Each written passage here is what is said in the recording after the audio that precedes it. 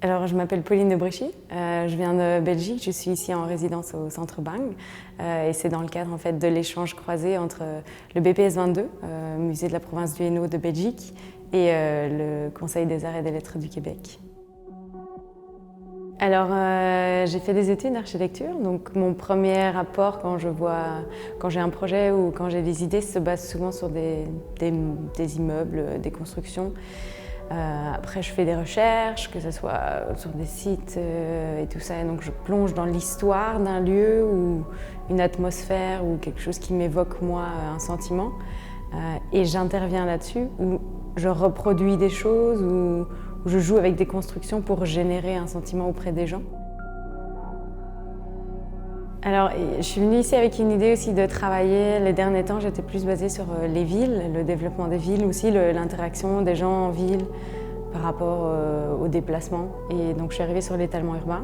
Donc, je suis arrivée un petit peu avec cette idée de je vais lire, me plonger là-dedans.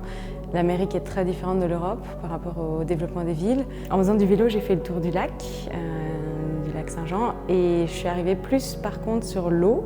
J'ai dérivé en fait un peu, on va dire, de l'architecture vers la nature et je me suis plongée dans tout ce qui était les recherches hydrauliques, les structures, les barrages, un petit peu analyser comment ça fonctionne ici. Je suis très impactée par ce qui m'entoure, sachant que moi j'habite dans une capitale, à Vienne, où il y a des énormes bâtiments, c'est des gros blocs, c'est des grandes avenues. Il se passe beaucoup de choses, on a le tram, le métro, le bus, donc c'est vraiment un chaos urbain, on va dire. En arrivant ici, il y a quand même une grosse différence. Donc ça, c'est quelque chose quand même qui influe sur ma pratique.